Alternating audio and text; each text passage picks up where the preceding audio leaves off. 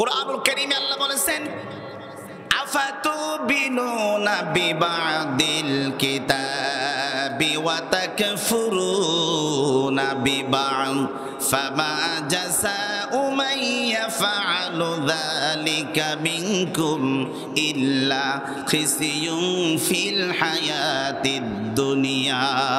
জোরে পড়ুন আল্লাহু আকবার।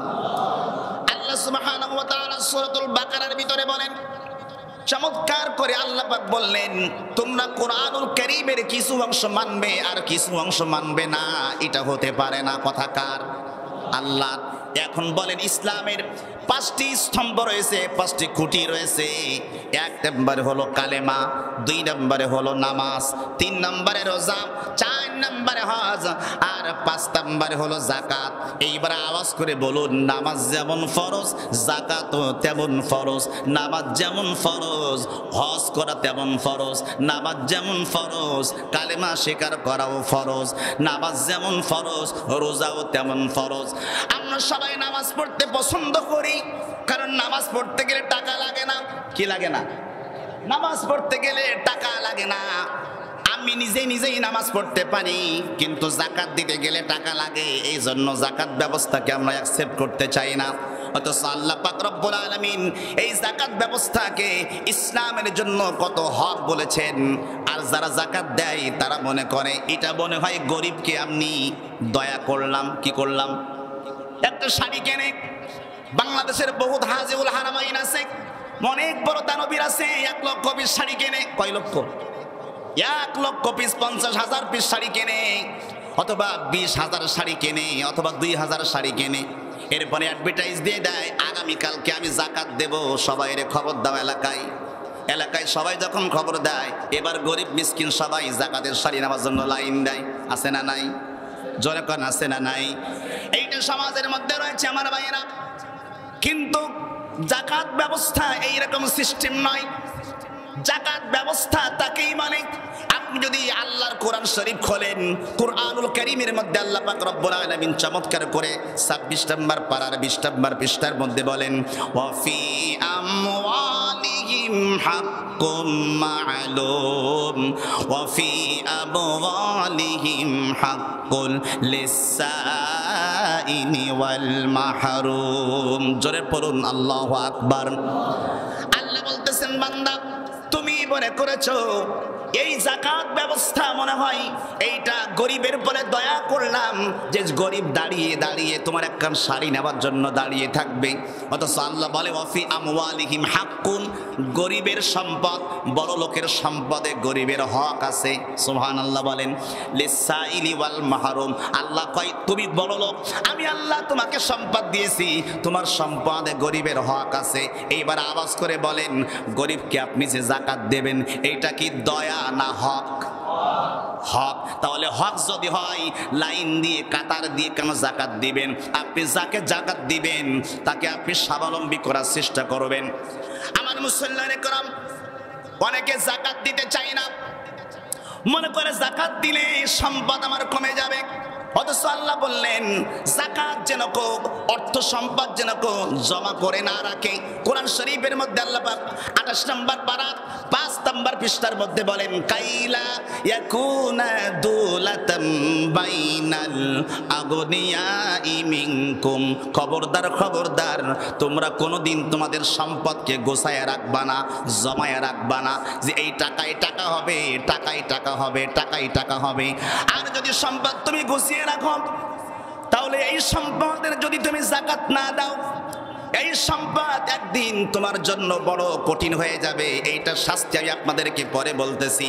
এই যাকাত শুধু দিলেই হবে না, যাকাত আল্লাহ পাক আপনার জন্য আমার জন্য এমন করেছেন, আপনার সম্পদের মধ্যে আল্লাহ পাক রব্বুল আলামিন কি করবেন? পবিত্রতা করবেন। নামাজ পড়তে গেলে যেমন উযু করতে হয়, কি করতে হয়? কেন পবিত্রতা অর্জন করতে হয়? না হলে যেমন নামাজ হয় না। আপনার সম্পদকে যদি পবিত্র করতে চান, আপনার সম্পদকে যদি আপনি একেবারেই সুন্দর করে রিনিউ করতে চান, তাহলে এই সম্পদ, এই যাকাত আপনার সম্পদকে পবিত্র করে দেবে। আপনি কোরআন শরীফ খোলেন 11 নম্বর পারা 2 নম্বর পৃষ্ঠার মধ্যে আল্লাহ জানাচ্ছেন, খুযু মিন আমওয়ালিহিম সাদাকাতান তুতাহহিরুহুম ওয়া তুযাক্কিহিম বিহা ওয়া সাল্লি আলাইহিম ইন্না সালাতাকা সাকানুল লাহুম। জোরে কোন আল্লাহু আকবার। আল্লাহ বলছেন, বান্দা, যেই ব্যক্তি এই রমজান মাসে যাকাত দিবে, সেই ব্যক্তি যাকাত ব্যবস্থাকে সমাজের মধ্যে চালু রাখবে, আল্লাহর নবী নিজেই তার জন্য দোয়া করেছেন। সাদাকাতান তুতাহহিরুহুম ওয়া তুযাক্কিহিম বিহা ওয়া সাল্লি আলাইহিম। হে নবী, আপনি তার জন্য দোয়া করুন। দোয়া করবে কে? কথা বলেন, দোয়া করবে কে? আপনারা তো দোয়া চান হুজুরের কাছে, হুজুর আমার লাগি দোয়া করবেন। দোয়াটা যদি আমি না করে রাসূল যদি আপনার জন্য দোয়া করে, তাহলে কি বেশি ভালো হবে না? কথা বলেন, বেশি ভালো হবে না? তাহলে রাসূল বলছে, আল্লাহ পাক শিখাচ্ছেন নবীকে, হে নবী, আপনি বলে যান কাকে? বান্দাদেরকে জানিয়ে দেন, আমার বান্দাদেরকে জানিয়ে দেন যারা যাকাত দেবে, আপনি নবী তাদের জন্য হাত তুলে দোয়া করবেন। সুবহানাল্লাহ পড়েন। তাহলে যাকাত দিলে দোয়া করবেন নবী। এটা কোরআনুল কারীমের ঘোষণা। 11 নম্বর পারা 2 নম্বর পৃষ্ঠা আপনি খোলেন। রাসূল বলেছেন, ইন্নাস সালাতাকা সাকানুল লাহুম। হে রাসূল, ওদের জন্য আপনি প্রাণ খুলে দোয়া করেন যারা যাকাত দেয়। এরপর আল্লাহ পাক রব্বুল আলামিন বললেন, হে দুনিয়ার মুসলমান, আমি আল্লাহ পাক রব্বুল আলামিন বললাম, ওয়াল মুকিমিনাস সালাতা ওয়াল মুতুনাজ যাকাতা ওয়াল মুমিনুনা বিল্লাহি ওয়াল ইয়াউমিল আখির। যাকাত যারা দেবে, নামাজ যারা পড়বে, আমি রব্বুল আলামিন তাদের জন্য ঘোষণা দিলাম মহা পুরস্কার। খালি পুরস্কার না, মহা পুরস্কার। আল্লাহ বলেন, উলাইকা সানুতিহিম আজরান আযীমা। আজরান মানে অনেক বড়, আজরান মানে পুরস্কার, আযীমান মানে বড়, যার উপরে কোনো বড় নাই, মানে মহা থেকে মহা। শুধু মহান, শুধু মহান না, মহা পুরস্কার। আল্লাহ বললেন, বান্দা, যাকাত যারা দেবে, আমি আল্লাহ তাদের জন্য মহা পুরস্কার ঘোষণা করলাম। এটা যাকাতের গুরুত্ব। এরপরে আল্লাহ পাক 5 নম্বরে বললেন, যাকাত যারা হবে ওদেরকে তোমরা বন্ধু বানাবা। সুবহানাল্লাহ বলেন। তাহলে আল্লাহ বন্ধু বানাইতে বলছেন, ইন্নামা ওয়ালিয়্যুকুমুল্লাহ। কুরআনুল কারীমের মধ্যে আল্লাহ বলেন, ইন্নামা ওয়ালিয়্যুকুমুল্লাহু ওয়া রাসূলুহু ওয়াল্লাযীনা আমানুল্লাযীনা ইউকিমুনাস সালাতা ওয়া ইউতুনাজ যাকাতা। আমি আল্লাহ তোমাদের বন্ধু। সুবহানাল্লাহ বলেন। ইন্নামা ওয়ালিয়্যুকুমুল্লাহ, আমি তোমাদের অভিভাবক। ওয়া রাসূলুহু, আমার রাসূল তোমাদের অভিভাবক। সুবহানাল্লাহ পড়ে। ওয়াল্লাযীনা আমানুল্লাযীনা ইউকিমুনাস সালাতা, আর যারা নামাজ পড়ে এবং যারা যাকাত দেয়, আল্লাহ কয় তারা হলো মুমিনের একমাত্র বন্ধু। তাহলে মুমিনের বন্ধু যাকাত দেনেওয়ালা না সুদ খানেওয়ালা? বলেন, যাকাত দেনেওয়ালা না সুদ খানেওয়ালা? যাকাত দেনেওয়ালা যিনি, আল্লাহ পাক রব্বুল আলামিন তাদেরকে বন্ধু বানাতে বলেছেন, যে মুমিনের বন্ধু তারাই হবে যারা যাকাত দেয়। এরপরে আপনি কোরআন শরীফ খোলেন, কোরআনুল কারীমে আল্লাহ 4 জনকে আল্লাহ বলেছেন 4 জন সফল। কয়জন সফল? 4 জনকে আল্লাহ সফল বলেছেন এবং বলেছেন কদ আফলাহাল মুমিনুন, মুমিনরা সফল। কোন মুমিনরা সফল? 4টি শর্ত আল্লাহ দিয়েছেন কোরআনুল কারীমে। 18 নম্বর পারা 1 নম্বর পৃষ্ঠা সূরা মুমিনুনের একেবারে প্রথম থেকে 9 নম্বর আয়াতের ভিতরে 4টা শর্ত আল্লাহ দিয়েছেন। আল্লাহ 1 নম্বরে বললেন, কদ আফলাহাল মুমিনুন। আমি আল্লাহ পাক রব্বুল আলামিন বলেছিলাম, আমি আল্লাহ তোমাদেরকে জানায়া দিলাম মুমিনরাই সফল। আল্লাহ মুমিনরা কেমনে সফল হয় জানতে চাই। আল্লাহ কয় 1 নাম্বার, আল্লাযীনা হুম ফি সালাতিহিম খাশিউন। নামাজ যারা বিনয়ের সাথে পড়ে, আমি আল্লাহ বলে দিলাম তারাই হয়ে যাবে সফল। 1 নাম্বার। 2 নম্বরে, ওয়াল্লাযীনা হুম লিয-যাকাতি ফাইলুন। 2 নম্বরে যারা যাকাত দেবে তারা সফল। তারা কি? সফল। আল্লাহ 2টা কথা বললেন। এরপরে 3 নম্বরে, ওয়াল্লাযীনা হুম লিয-যাকাতি ফাইলুন ওয়াল্লাযীনা হুম লিফুরুজিহিম হাফিজুন। যারা তাদের যৌনাঙ্গকে হেফাজত করে, আল্লাহ পাক রব্বুল আলামিন বললেন তারা হলো সফল। 4 নম্বরে আল্লাহ বললেন ওয়াল্লাযীনা হুম আনিল লাগwi মুরিদুন, অনর্থক ঝগড়া যারা করে না, অনর্থক কথা যারা বলে না, অতিরিক্ত কথা যারা বলে না, বিনা প্রয়োজনে যারা কথা বলে না, অযথা কথা বলে না, তর্ক করে না, আমার আল্লাহ বললেন তারা হয়ে যাবে সফল। জোরে বলুন সুবহানাল্লাহ। তাহলে সফল বলেছেন আল্লাহ কয়জনকে? 4 জনকে। এই 4 ভিতরে 2 নাম্বার কি দিয়েছে? যাকাত। জোরে বল, 2 নম্বরে কি? যাকাত। যাকাত তারা দেবে, তারা হলো সফল। এখন এটা শুনলেন যাকাতের গুরুত্ব, আমি খুব সংক্ষেপে বলছি।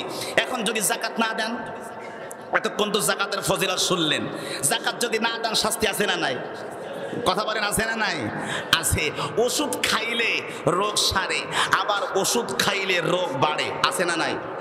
যে ওষুধ খাইবেন ওই ওষুধে রোগ সারে, আবার যদি ডোজ ছাড়া বেশি খান, কথা কয় না, রোগ কি বাড়বে না সারবে?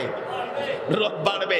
তাহলে যে ওষুধ আপনার রোগ নিরাময় করে ওই ওষুধ কিন্তু আপনার জীবনকে ধ্বংস করতে পারে, পারে কি পারে না? তাহলে যাকাত, যে যাকাত ব্যবস্থা আপনাকে সম্মানিত করতে পারে, ওই যাকাত ব্যবস্থা আবার আপনাকে জাহান্নামে নিতে পারে। কোন সময় নিয়ে যাবে?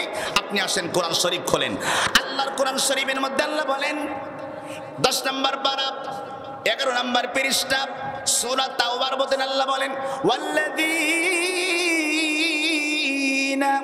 ইয়াকনিজুনা আয-যাহাবা ওয়াল ফিদ্দাতা ওয়া লা ইউনফিকুনাহা ফি সাবিলিল্লাহ ফাবাশশিরহুম বিআযাবিন আলীম। এতক্ষণ আপনারা হেসেছেন, এখন কাঁদতে হবে আপনাদের। এতক্ষণ আপনারা সুসংবাদ শুনে হেসেছেন। যাকাত যারা দেবে আল্লাহ ওদেরকে মহা পুরস্কার দিবেন, কিন্তু যাকাত যদি না দেন আপনার জন্য একটা পুরস্কার আছে। এই আয়াত যখন আমি পড়েছি আমি চোখের পানি রাখতে পারি নাই। আল্লাহ এই আয়াতের মধ্যে বলেছেন যাকাত যারা না দেয়, যারা সম্পদকে জমিয়ে রাখে কিন্তু গরিবের হক দেয় না, ফাবাশশিরহুম ওদেরকে সুসংবাদ দাও, বিআযাবিন আলীম ওদেরকে তুমি আযাবের সুসংবাদ দাও। আল্লাহকে বললাম মালিক আযাবের আবার সুসংবাদ হয় নাকি? আযাবের আবার আযাব দিবেন তো সুসংবাদ হয় কেমনে? আচ্ছা আযাব কি ভালো না খারাপ? বলেন আযাব কি ভালো না খারাপ? তো আযাব যদি খারাপ হয় তাহলে আযাবের সুসংবাদ হয় কেমনে? ছোট্ট একটা উদাহরণ দিলে বুঝতে পারবেন। দেখবেন ছেলে যদি দুষ্টামি করে তো মা দেখবেন বাবার ভয় দেখায়। কি দেখায়? আজকে দুষ্টামি করতেছো, কথা শোনো না, বাবা আসলে বুঝবা ঠেলা, বাবা আসলে বুঝবা মজা দেখাবো। তার মানে কি বাবা আসলে তোমার এরকম মার দেবে যে তখন তুমি মজা টের পাবা। আচ্ছা মার খাইলে কি মজা লাগে? কথা কয় না, মায়ের খাইলে কি মজা লাগে? মায়ের খাইলে মজা লাগে না। এর অর্থ মা কি বুঝালেন? যে তোমার মায়ের তীব্রতা এত বেশি হবে। মজা বলতে এখানে বুঝিয়েছেন কি? যে মায়ের তীব্রতা যে এমন মারি দেবে তুমি মজা টের পাবা। তাহলে আল্লাহ বললেন ফাবাশশিরহুম বিআযাবিন আলীম, আমি আল্লাহ তোমাকে সুসংবাদ দিচ্ছি আযাবের। আযাবের সুসংবাদ অর্থ কি বুঝলেন? ওই যে আযাবের তীব্রতা, আযাবের তীব্রতা মানে কঠিন আযাব আল্লাহ পাক আপনাকে দিবেন যদি আপনি যাকাত ব্যবস্থা সমাজের মধ্যে চালু না করেন। এখন যদি আপনি যাকাত না দেন আরো শাস্তি আছে। আল্লাহর কোরআন শরীফের মধ্যে আল্লাহ 4 নম্বর পারা 12 নম্বর পৃষ্ঠার মধ্যে বলেন ওয়ালা ইয়াহসাবান্নাল্লাযীনা ইয়াবখালুনা বিমা আতাহুমুল্লাহু মিন ফাদলিহি। আল্লাহ রাব্বুল আলামিন বলেন হে দুনিয়ার মুসলমান তোমরা শুনে রাখো, যারা বখিলতা করে, কৃপণতা করে, টাকা যারা জমিয়ে রাখে কিন্তু ব্যয় করে না, এই বখিলতা যারা করে সমাজের ভিতরে আল্লাহ পাক রব্বুল আলামিন বলেন বান্দা মনে করে হুয়া খায়রুল লাহুম, এটাই মনে হয় আমার জন্য কল্যাণকর। আল্লাহ কয় বাল হুয়া শাররুল লাহুম, কিন্তু এটা তাদের জন্য অকল্যাণকর। আল্লাহ নিজেই বলতেছেন, কি বলতেছেন? তারা মনে করে হুয়া খায়রুল লাহুম, এটা মনে হয় তার জন্য কি কল্যাণ। আমার টাকা জমায় রাখছি মানে কি আমি কোটি কোটি টাকার মালিক হয়েছি। আল্লাহ নিজেই বল ওরা মনে করে খায়রুল লাহুম, এটা উত্তম, আমার জন্য ভালো, কল্যাণকর। আল্লাহ কয় বাল হুয়া শাররুল লাহুম, কিন্তু এটা কল্যাণকর নয়, এটা হলো কল্যাণকর নয়। আল্লাহ পাক রব্বুল আলামিন বলেন সাইয়্যিদুন সাইউওয়াকুনা মা বাখিলু বিহি ইয়াউমাল কিয়ামা। 4 নম্বর পারার 12 নম্বর পৃষ্ঠার মধ্যে আল্লাহ জানাচ্ছেন, এ দুনিয়ার মুসলমান, ওই সম্পদ যে তুমি জমিয়ে রাখলে, যাকাত দিলি না, আল্লাহর রাস্তায় ব্যয় করলে না, দান করলে না, আমি আল্লাহ এই সম্পদকে তোমার জন্য মাজায় রশি দিয়ে পেঁচাই দেব সাপের মতন। কি দিয়া? সাপের মতন পেঁচাই দিব। একদিকে সাপ তোমাকে দংশন করবে, তোমার গলার মধ্যে বেড়ি বান্ধা হবে, দড়ির মতন সাপ হবে, তোমার ডান ধারে তোমাকে আঘাত করবে, তোমার বাম ধারে তোমাকে আঘাত করবে। আর ওই সম্পদকে আমি আল্লাহ দড়ি বানাইয়া এইবার তোমার মাজার সঙ্গে আমি আল্লাহ লটকাইয়া দেব। দেওয়ার পরে বলবো, বান্দা এইবার তুমি টানতে থাকো। তুমি দুনিয়ায় টাকার পাগল ছিলে, সম্পদের পাগল ছিলে, আল্লাহর রাস্তায় ব্যয় করো নাই। আজকের যে সম্পদের জন্য তুমি এত পাগল ছিলে, যেহেতু সম্পদ তুমি এত পছন্দ করো, এখন দেখি কেমন পারো এই সম্পদগুলি তুমি টানতে থাকো। আওয়াজ করে বলুন, আমরা কি সম্পদ যদি আল্লাহ বেঁধে দেয়, আমরা কি টানতে পারবো নাকি? টানতে পারবো না। আল্লাহ তাই মাথায় বেড়ি দেওয়া হবে। এইবার খেয়াল করে শোনেন, আপনি নামাজের জন্য জান্নাতি, নামাজের জন্য জান্নাতি, কিন্তু যাকাতের জন্য শাস্তি পাবেন। ছোট্ট করে বোঝাই, আদালতে মামলা আছে আপনার নামে 5টা। কয়টা? একটু কথা বলেন, কয়টা? আদালতে আপনার নামে মামলা আছে 5টা, 4টায় খালাস হয়ে গেছেন, 1টায় ফাঁসি হয়েছে। এখন কি আপনি বাঁচতে পারবেন? আরে কথা কন না যে আপনারা। আদালতে মামলা আছে 5টা, 4টা খারিজ হয়ে গেছে, মানে আপনি মুক্তি পাইছেন, খালাস হয়ে গেছেন, কিন্তু লাস্টের মামলাটাই আপনার ফাঁসির রায় হয়েছে। এখন এই 4টা মামলায় আপনি মুক্তি পেয়ে গেলেন, 1টা মামলায় ধরা খেলেন। এখন কি আপনি মুক্তি পাবেন না ফাঁসি হবে? এতটুকু তো বুঝতেন, সবাই বুঝছেন না? এইবার আপনি নামাজ পড়েন, যাকাত দেন না, বুঝতেছেন? নামাজ পড়েন, যাকাত দেন না, রোজা রাখেন, যাকাত দেন না, হজ করেন, যাকাত দেন না, তাহলে ধরা খাবেন না? খাবেন না? কথা বলে না, খাবেন না? খাবেন না? এই বান্দা আপনাকে আমাকে হাসরের ময়দানে আল্লাহর কোটি কোটি বান্দাদের সামনে যখন মাজায় রশি বেঁধে যখন টানবে, তখন আপনারা বলবেন, কি ব্যাপার? ও আবুল হাসান দোহারি, আপনি না আমাদের মসজিদের খতিব ছিলেন, কি ব্যাপার? আপনি তো সম্মানিত ব্যক্তি, আপনার মাজায় কেন রশি? তখন আমাকে কেঁদে কেঁদে বলতে হবে, হাই রে, আমার হাজার হাজার মুসল্লিদের সামনে আমি লাঞ্ছিত হয়ে গেলাম। আজকের যাকাত না দেওয়ার কারণে আমার মাজায় বেঁধে রশি বেঁধে ফেরেশতারা টানতেছে।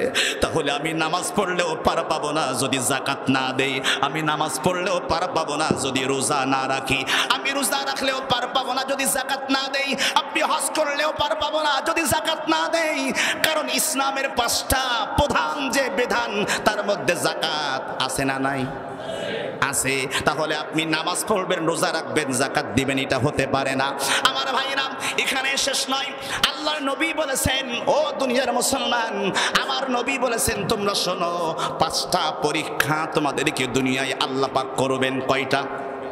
5টা পরীক্ষা আল্লাহ তোমাদেরকে করবেন দুনিয়ায়। এই 5টা পরীক্ষা যাতে না পড়ে, এজন্য আমি নবী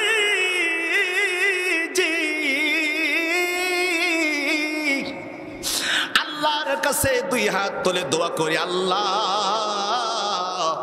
আমার উম্মতকে তুমি পরীক্ষাটা নিও না। কিন্তু আমার আল্লাহর কাছে দোয়া করি, আল্লাহ বলে, না হাবিব, আমি আমার বান্দাকে পরীক্ষায় নেব। সেই পরীক্ষাটা কি? 1 নম্বরে পরীক্ষা হলো, সেই জাতির মধ্যে অশ্লীলতা ছড়িয়ে যাবে, গান বাজনা ছড়িয়ে যাবে, আল্লাহর নবী বলেন, ওই জাতির ভিতরে আমি আল্লাহ মহামারী দেব। প্রকাশ্যে যেখানে অশ্লীলতা, জিনা, ব্যভিচারী ছড়াবে, আমি আল্লাহ ওই সমাজের মধ্যে মহামারী দেব, পেলেক রোগ দেব, এমন মহামারী দেব যে মহামারী তুমি জীবনে কোনোদিন দেখো নাই। এইবার আওয়াজ করে বলুন, মাঝে যে করোনা গেছে, এইরকম পেলেক, এইরকম মহামারী কি জীবনেও দেখছেন নাকি? কেউ বলতে পারবেন যে আমি দেখছি? পৃথিবীর সবাই হার মেনে গেছে, সব মানুষ হার মেনে গেছে। তাহলে আল্লাহর নবীর কথা হলো, যেই ব্যক্তি এই সমাজে অশ্লীলতা ছড়াই যাবে প্রকাশ্যে, জিনা চলবে প্রকাশ্যে, ধর্ষণ চলবে প্রকাশ্যে, আমি নবী বলে দিলাম, ওই সমাজের মধ্যে আমি আল্লাহ মহামারী দেব, এমন এমন নতুন নতুন রোগ দেব যার ওষুধ আবিষ্কার হয় নাই। এমন রোগ আছে না নাই? এমন এমন রোগ সমাজে দেখবেন আল্লাহ দেয়, যার কোনো ওষুধ এখনো পর্যন্ত আবিষ্কার হয়নি, মানুষ মারা যায়। ছোটবেলায় দেখতাম এক সময় ডায়রিয়া বলে, কলেরা হলে মানুষ মারা যেত। কি ঠিক না বলেন? ডায়রিয়া বা কলেরা হলে মানুষ কি হতো? কারণ তখন ওষুধ আবিষ্কার হয় নাই। আল্লাহ পাক বলে, বান্দা বেক্সিমকো ফার্মা আছে, স্কয়ার কোম্পানি আছে, 8টা 10টা 15টা 20টা ওষুধ কোম্পানি আছে, ওষুধ খাবো সেরে যাবে, ওষুধের তো অভাব নাই। আল্লাহ কয় এমন রোগ দেব যে রোগের ওষুধ কেউ এখন আবিষ্কার করতে পারে নাই। আল্লাহ পারে না, পারে না। আমার আল্লাহ বললেন, ও দুনিয়ার মানুষ, এই জন্য জিনা করবো না, ব্যভিচারী করবো না। আমার মুসলমান ভাইরা, আজকের গতকালকে দেখলে কলিজার মধ্যে পানি থাকে না, এত আফসোস লাগে। মুসলমান 8 বছরের ছোট্ট নিষ্পাপ মাসুম বাচ্চা ধর্ষিতা হলো, 7 দিন পরে গতকালকে মারা গেল। কোন দেশে আমরা বসবাস করতেছি বাবা? আসিয়া নামে আমার যে বোনটা ধর্ষিতা হলো, আল্লাহর কসম, আল্লাহর কসম, আল্লাহর কসম, যদি এর বিচার আমরা বাংলার জমিনে করতে না পারি, আল্লাহর আদালতে হাসরের ময়দানে বিচারের কাঠগড়ায় আল্লাহ আমাদের দাঁড় করাবে।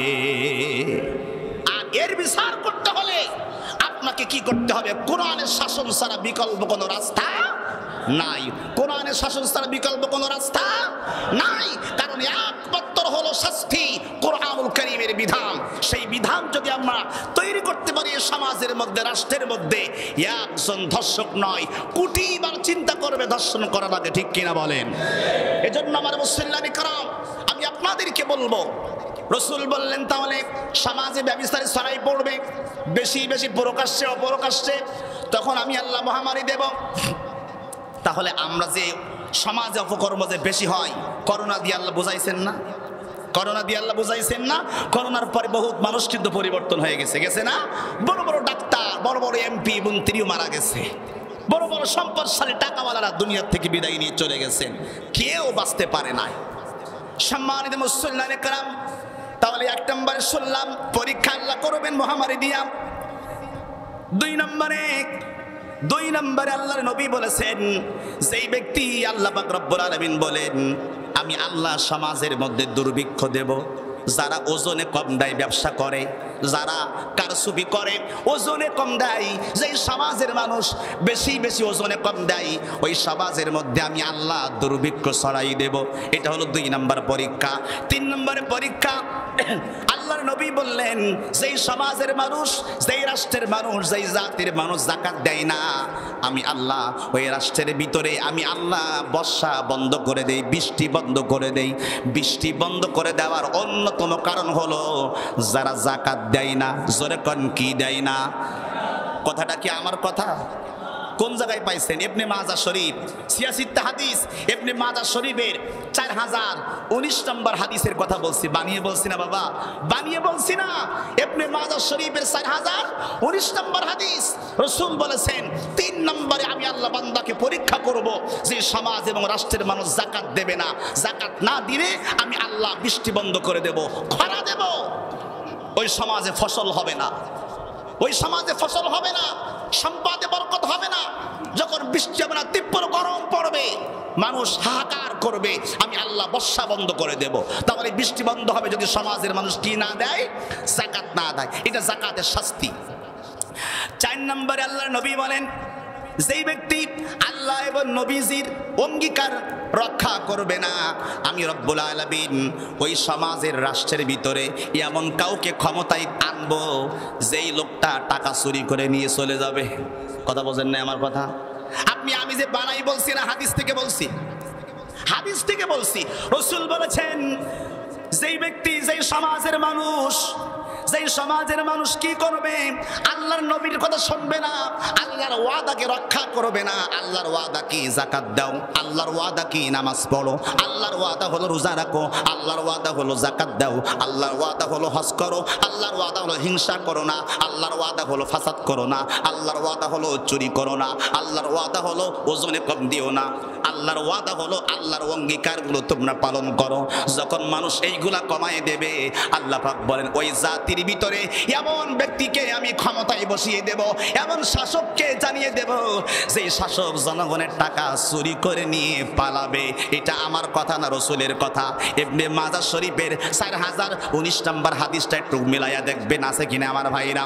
5 নম্বরে রাসূল বললেন যেই ব্যক্তি, 5 নম্বরে আমি আল্লাহ পরীক্ষা করব যেই সমাজের মানুষ কোরআন দিয়ে যেই শাসক বিচার করে না, জোরে কোন কি করে না, কোরআন দিয়ে যেই ব্যক্তি বিচার করে না, কোরআনের আইন অনুযায়ী যেই সমাজ যে রাষ্ট্র বিচার করে না, ওই সমাজে আমি আল্লাহ পরস্পরে যুদ্ধ লাগিয়ে দেব।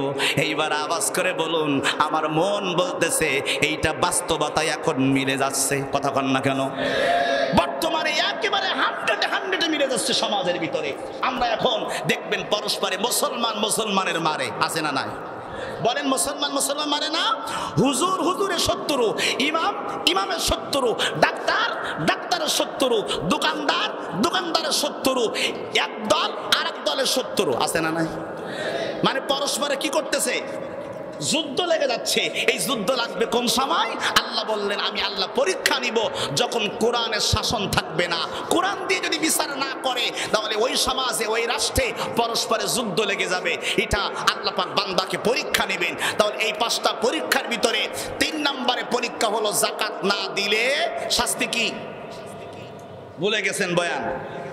যাকাত না দিলে শাস্তি কি? বৃষ্টি বন্ধ হয়ে যাবে। এখন আমরা কি চাই বৃষ্টি বন্ধ হয়ে যাক? আমরা চাইবো না বৃষ্টি বন্ধ হয়ে যাক। এইগুলো আমরা মনে রাখবো ইনশাআল্লাহ। তাহলে এইবার আসেন আমার ভাইরা, আমি যাকাতের কথা বললাম, বিস্তারিত অনেকগুলি বলার সময় নাই। যাকাত না দিয়ে আবু বকর সিদ্দিক নিজেই যুদ্ধের ঘোষণা করেছেন। এখন এই যাকাত ব্যবস্থা যেন আমরা অবশ্যই দেই। এখন যাকাত দিবেন কয়জনকে? কোরআন শরীফে আল্লাহ 8টা খাত দিয়েছেন। কয়টা খাত? 8টা খাত দিয়েছেন। ইন্নামাস সাদাকাতু লিল ফুকারাই ওয়াল মাসাকিন ওয়াল আমিলিন আলাইহা ওয়াল মুআল্লাফাতি কুলুবুহুম ওয়া ফির রিকাব ওয়াল গারিবিন ওয়া ফি সাবিলিল্লাহি ওয়া বনিস সাবিল। আল্লাহ 8টা খাত দিয়েছেন। একটা হলো গরিব, একটা হলো ফকির, একটা হলো যাকাত আদায়কারী কর্মচারী, আর একটা হলো মাসলুম মুসাফির। সাদাকাতু লিল ফুকারাই ওয়াল মাসাকিন, আর একটা হলো মিসকিন, ওয়াল আমিলিন কর্মচারী, ওয়াল মুআল্লাফাতি কুলুবুহুম ওয়া ফির রিকাবি ওয়াল গারিমিন ফি সাবিলিল্লাহি ওয়া ইবনিস সাবিল। আরেকটি হলো ইবনুস সাবিল মানে পথিক।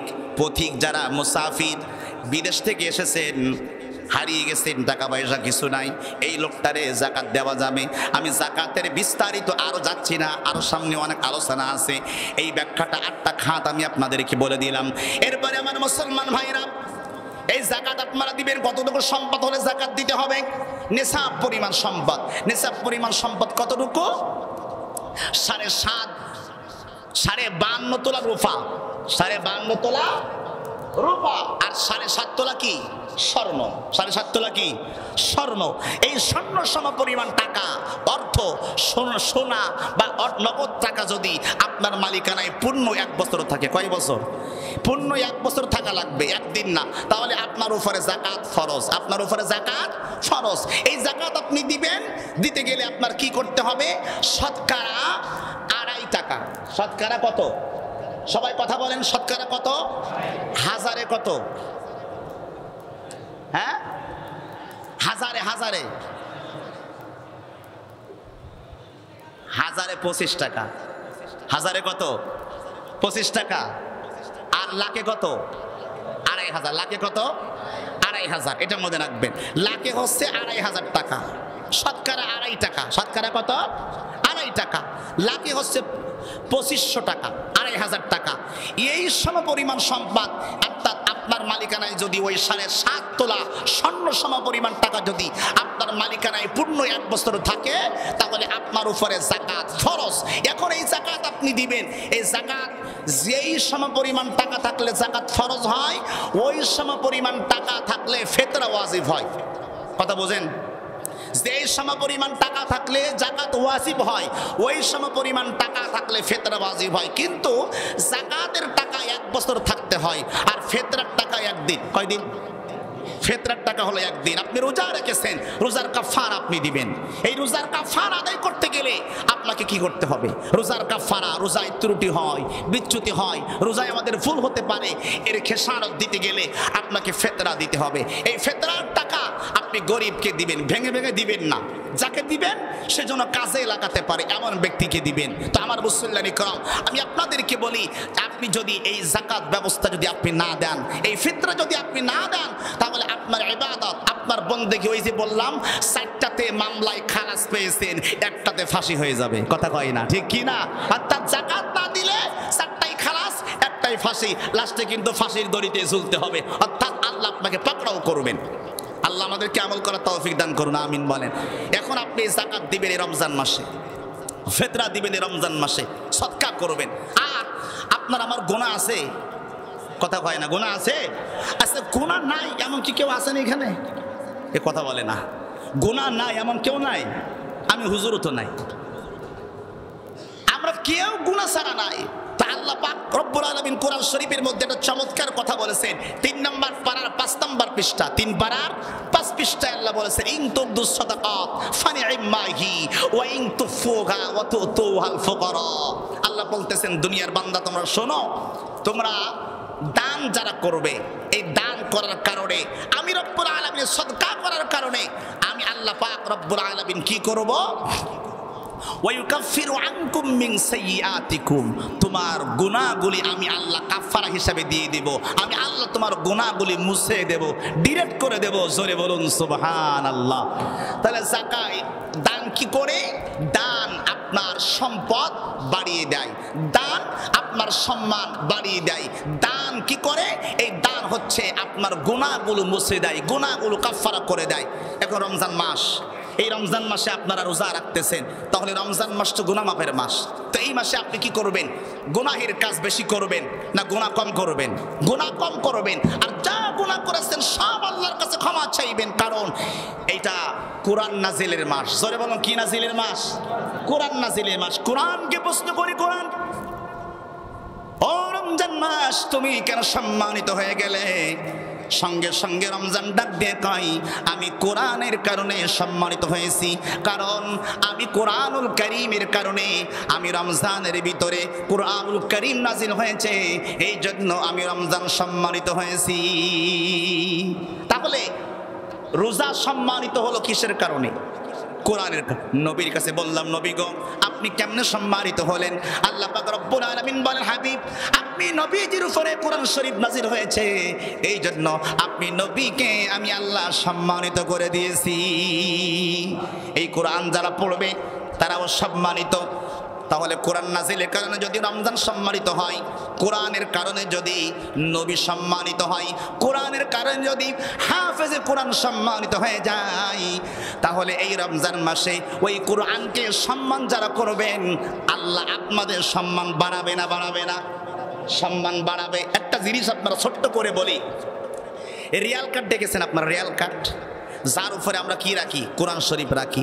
এই একই গাছের কাঠ দিয়া, তক্তা দিয়া আপনি খাট বানাইছেন, এই খাট পালঙ্গ বানাইছেন, এর উপরে যদি পা লাগে গুনাহ হবে? বলেন গুনাহ হবে? কিন্তু ওই একই গাছের কাঠ দিয়া কোরআন শরীফের রিয়াল কাঠ তৈরি করছেন, এখন কি এটাতে পা দেওয়া যাবে? কেন যাবে না? কারণ ওর সাথে কোরআন লেগেছে। জোরে বলেন, কি লেগেছে? আচ্ছা, এই একই পোশাক, এই পোশাকে যদি আমার গায়ে যে পোশাকটা আছে, এই পোশাকে যদি এখন পা লাগে, কোনো গুনাহ হবে? এখন এইখান থেকে কিছু পোশাক নিয়ে, কাপড় নিয়ে যদি আমি কোরআন শরীফের সঙ্গে মোড়াই দেই, এখন ওই কাপড়ে কি পা দিলে হবে? অসম্মান করা হবে, কারণ ওই গিলাফের সাথে কোরআন শরীফ লেগে গেছে।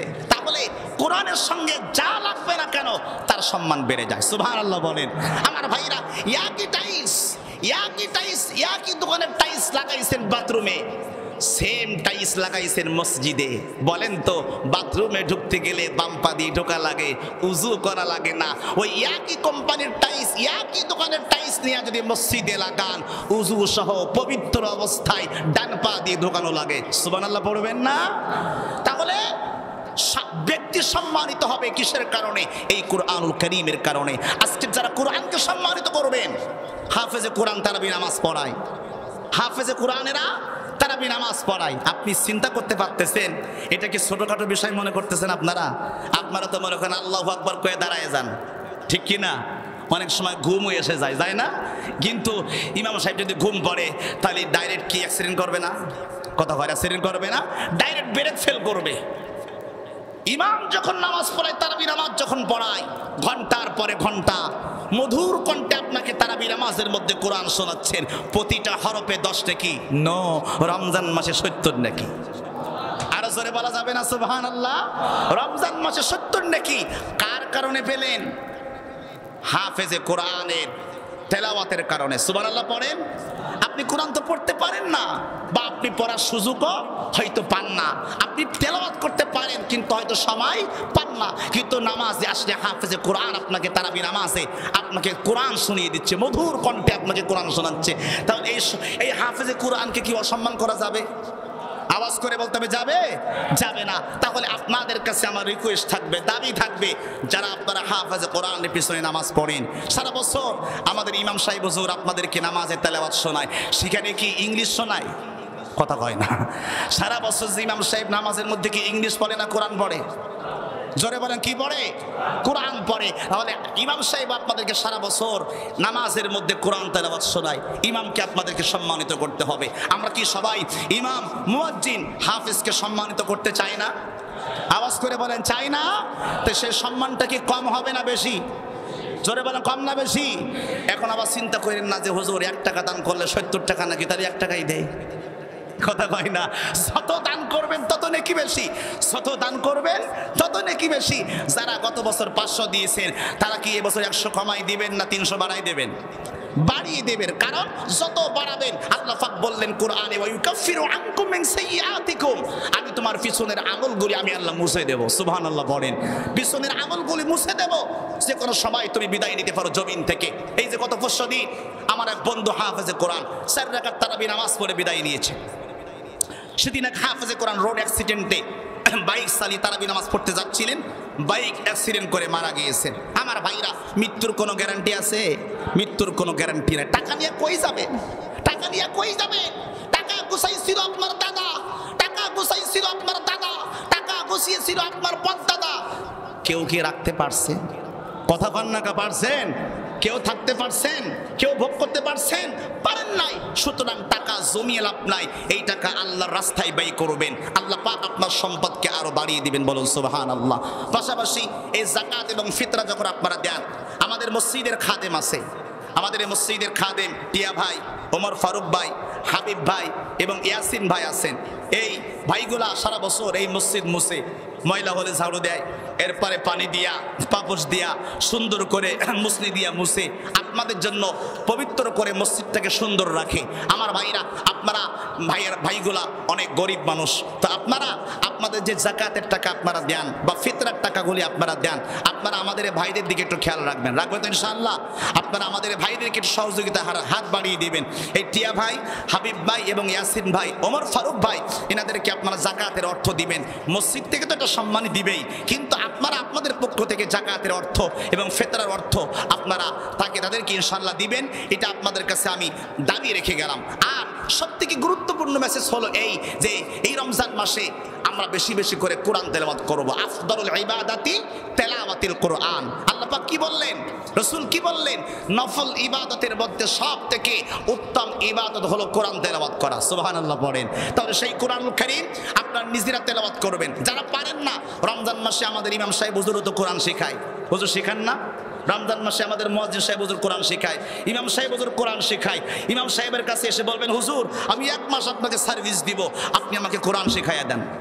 আপনি আমাকে সূরা, যে সূরাগুলো নামাজের মধ্যে পড়ি, আমাকে 1 মাস আপনাকে 1 ঘন্টা সময় দিব, আপনি আমাকে কোরআনুল কারীম সহি করে শেখান, নামাজটা সহি করে আমাকে শিখাই দেন, কোরআনুল কারীম সহি করে শিখাই দেন। ইমাম সাহেব হুজুর আপনাকে শিখাই দিবে। অনেক ভাইরা তো আমি দেখছি মনে হয় পড়ে। তাহলে আপনারা ইমাম সাহেবের কাছে কোরআন আপনারা শিক্ষা নেবেন। পাশাপাশি এই কোরআনুল কারীমের বরকতে যেন আমরা বরকতময় হয়ে যাই, আমরা যেন বরকতময় হয়ে যাই। যারা আপনারা সম্মানিত করেছেন মসজিদকে, যারা আপনারা সম্মানিত এই জনকল্যাণ মসজিদে যারা যারা নামাজ পড়েন, জুমার নামাজ যারা পড়েন, 5 ওয়াক্ত নামাজ যারা পড়েন, আমি কিন্তু নামাজের পরে সবার লাইগা দোয়া করি কি না? আমি কেমনে দোয়া করি একটু খেয়াল করবেন। আমি যখন দোয়া করি, আল্লাহ এই মসজিদে যারা 5 ওয়াক্ত নামাজ পড়ে, যারা জুমার নামাজ পড়ে, যারা মাসিক সাদা দেয়, বাৎসরিক অনুদান দেয়, মাসিক অনুদান দেয়, এরপরে যারা এই মসজিদকে মহব্বত করে, এই মসজিদের জন্য যাদের হৃদয়টা কান্দে, এই মসজিদের মুতাওয়াল্লি, এই মসজিদের সভাপতি, এই মসজিদের সেক্রেটারি, এই মসজিদের ক্যাশিয়ার, এই মসজিদের সদস্য, এভাবে বলি না? নামাজের মোনাজাতের মধ্যে এভাবে সবার জন্য দোয়া করি। তাহলে এই দোয়া আসমান এবং জমিনের মাঝখানে জ্বলন্ত অবস্থায় থাকে। যখন দুরূদ শরীফ পড়ে দোয়া করি, আল্লাহ পাক বলে ওই দোয়া আমার আরশে আজিম পর্যন্ত পৌঁছে যায়। সুবহানাল্লাহ বলেন। তাহলে এই দোয়া যখন আমরা করি, ইমাম আপনার জন্য দোয়া করে, মুয়াজ্জিন আপনার জন্য দোয়া করে। তো ইমাম দেবে দোয়া আর আপনি দিবেন দাওয়া। আপনি কি দিবেন? দাওয়া। ইমাম দোয়া দিবে, আপনি দাওয়া দিবেন। এজন্য আপনাদের কাছে করজোরে দাবি থাকবে এটা, যে এই কুরআনুল কারীমের সম্মানের জন্য আমরা সম্মানিত হতে পারি।